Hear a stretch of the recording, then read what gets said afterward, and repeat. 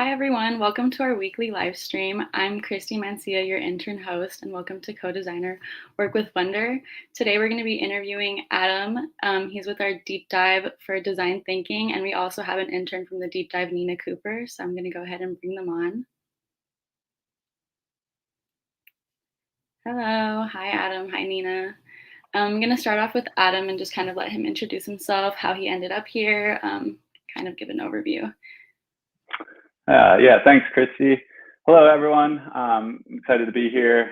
Looking forward to this conversation with these amazing young people. And so, like Christy said, my name is Adam Borek, and I am one of the co-founders of a nonprofit in San Diego, Blue Dot Education.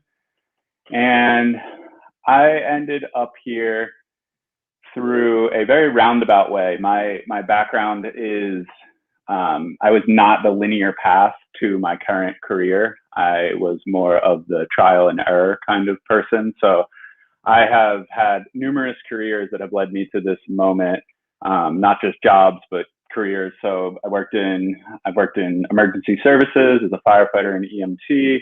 I've been an outdoor guide. I worked in large scale construction management on the East Coast, in the steel industry, overseeing projects, including like having input on the new World Trade Center, World Trade One.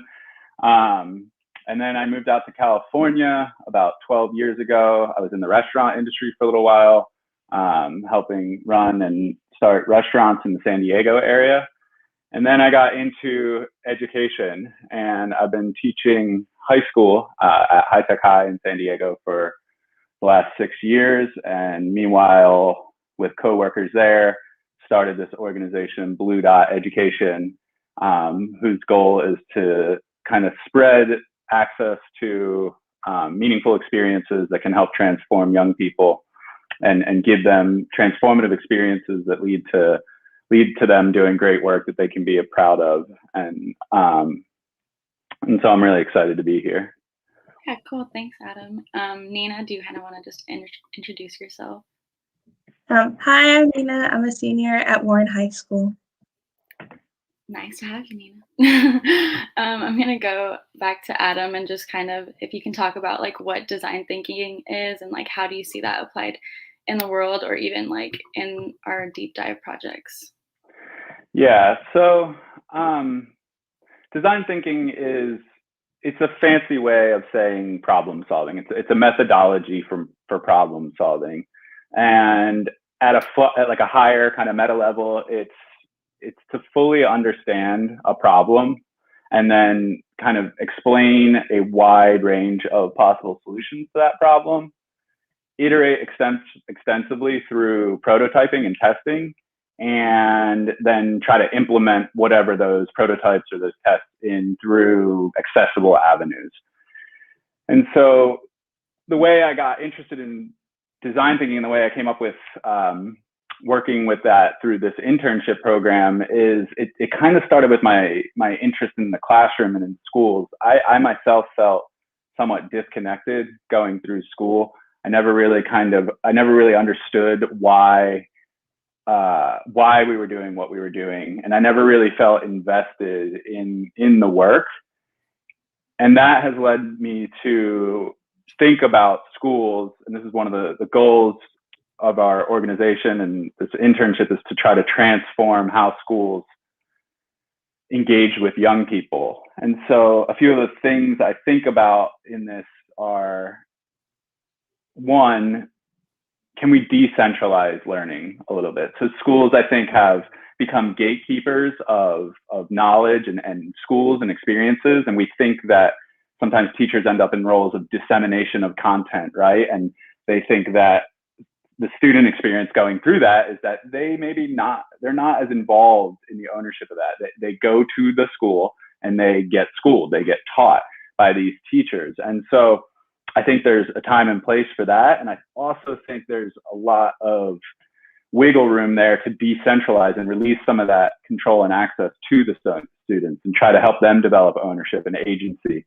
Because really, there's sometimes this narrative that schools are preparing young people to do real work or for real life. And I think this is a really problematic narrative, because that implies that the current situation that the student is in is not real, which to the student, that devalues them, that makes them think, I'm not ready to contribute. But if you get out of their way and just provide support and let them explore their interests, oftentimes they really do want to contribute, and they know their experience better than we do.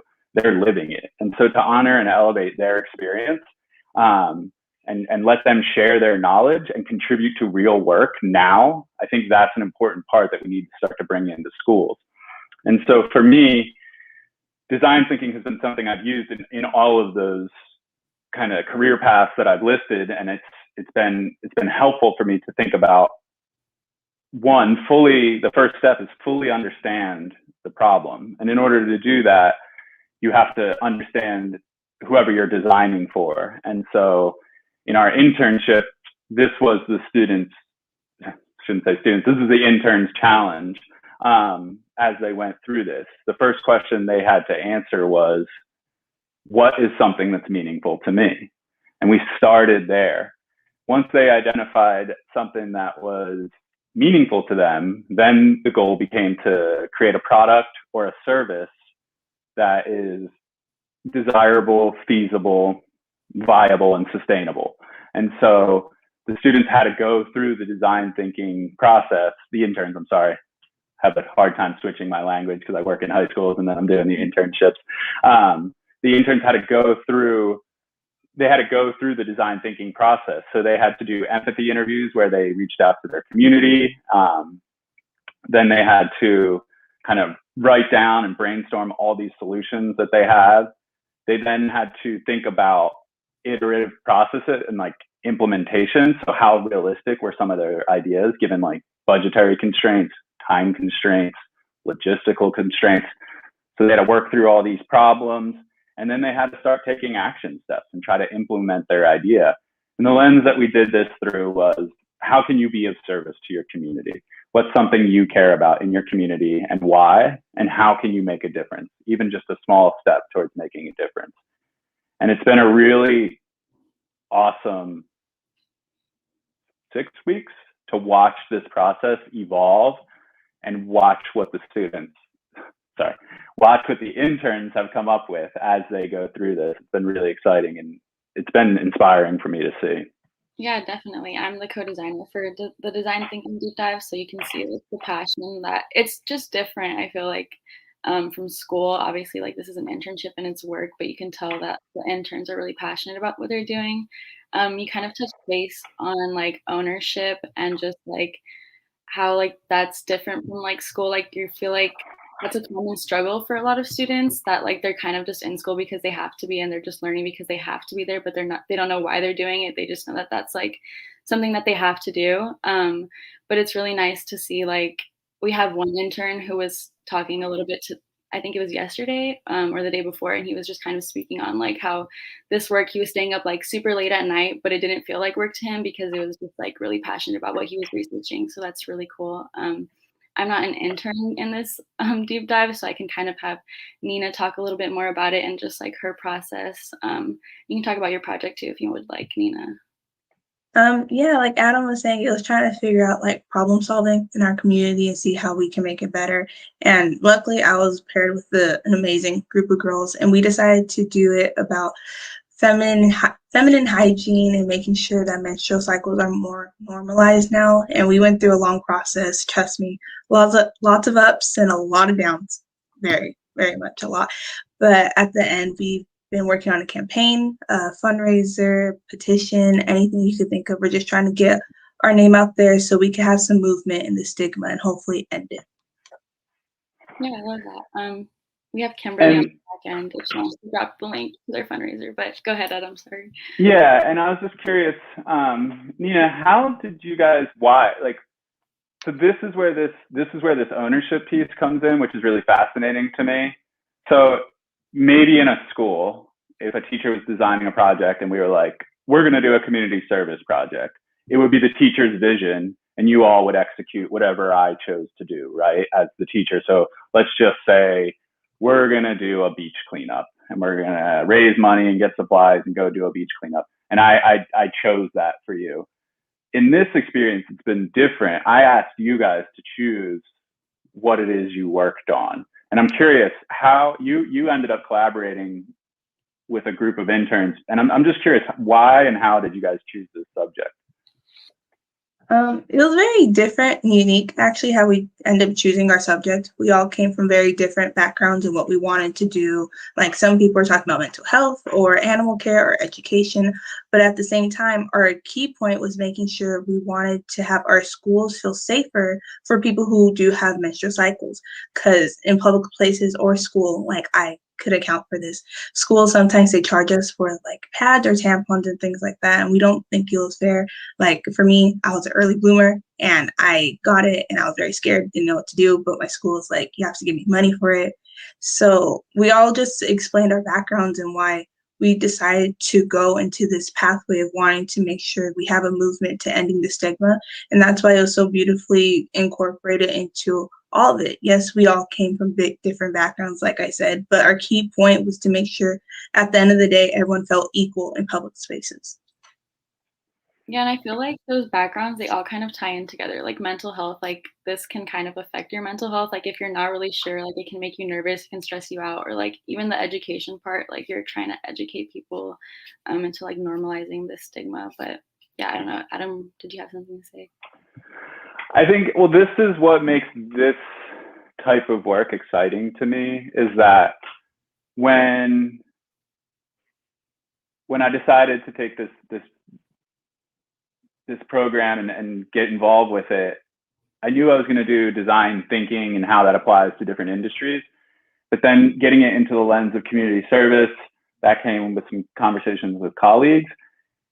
And I had a lot of ideas of what different directions this would go. This is not something that I considered. And so it's just exciting, and it just goes to show when we remove the roadblocks and we allow, we just provide resources and access and support to young people and just let them explore their voice and what their passions are, they will produce meaningful and impactful work.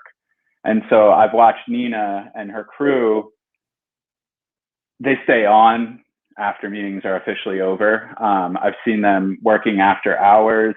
I've seen them kind of emailing me and reaching out to me for support and resources, wondering how they can actually implement their plans and things like that.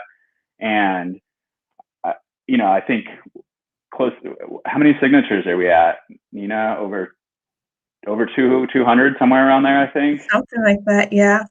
Yeah, and I think we're at around $500 raised for supplies that can go out into schools and actually have an impact. And to do that in really with front end and back end of trying to organize and figure out logistically, like to do that within 4 weeks, I think is quite impressive. And so I think that's the most exciting part for me, is just seeing where these ideas go if these young people are provided resources. Yeah, definitely. Well, speaking of projects, what other projects are like other interns working on? Do you have any examples that you'd like to share? Yeah, again, I could not have come up with these on my own. And so interns have created programs and resources that advocate and help normalize LGBTQ like rights and access and comfortability in high schools, and how to get connected with that community and things like that. We've had environmental activisms and cleanups. A student spent few days working with a local church, cleaning up the grounds and bringing in he organized more volunteers to come in to revamp, erase graffiti on the side of the building and revamp some equipment that needed some TLC. This one, quite amazing again to get done in 4 weeks. I had a student build an entire website where it provides career readiness information for high school students. So high school students could kind of take a survey and then look at different careers that might suit them, along with salary and what kind of education and things like that would be necessary. One of our interns went and created a homeless outreach program, essentially. Came up with a flyer that had a list of local resources for anyone who is unhoused, as well as actually created and gave out a few prototype care packages that include like a little backpack and, you know, medical kit, socks, essentials, things like that. I can't remember everything that's in the kit, but came up with a prototype kit that could be handed out. And then like Nina explained, the project that her group worked on. So it's been really exciting to see these projects come to life. Yeah, it's such a wide range of like different projects. Like it just shows like the diversity between each intern. But for my last question, it would just be like, how would you like to see this project kind of evolve? This whole like design thinking idea, or just I guess where you're taking Blue Dot education. So I think what I would love to see is this type of curriculum to be offered in your standard high school. I think this kind of work, there's something to be said about being of service to others that we all need to take ownership of. When we first started with the interns, the conversation was, we don't have a lot of time. These problems, some of these issues that we're discussing are big and societal. However, if in the 4 weeks that you spend here, 5 weeks, actually doing the work, you make an impact on one family's life, one person's life, that's enough. That's a step, because that's how change happens. There is not going to be some sweeping hand that comes down and fixes these societal projects. It's going to take actions by individuals.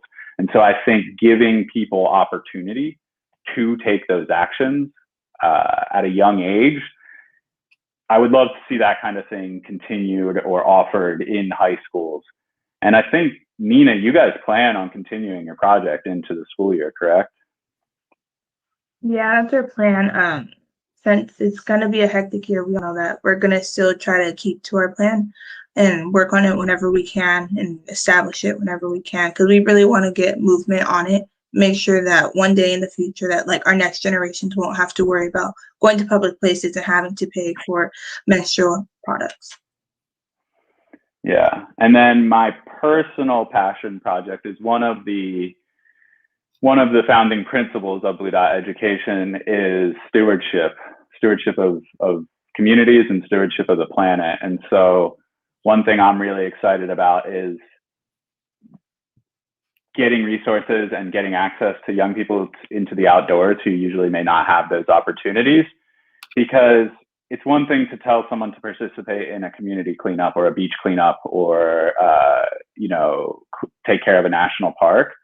But if people aren't connected to those spaces, the engagement and the ownership, again, it can be a little disconnected. So I think if you experience these wonderful wild places, if you get to go snorkeling, kayaking, hiking, rock climbing, camping under dark skies, you inevitably start to care more about those places, and then the stewardship of the planet and the environmental activism can grow organically because those people are connected to those places and they want to see them taken care of, not just because they're told to, because it's important.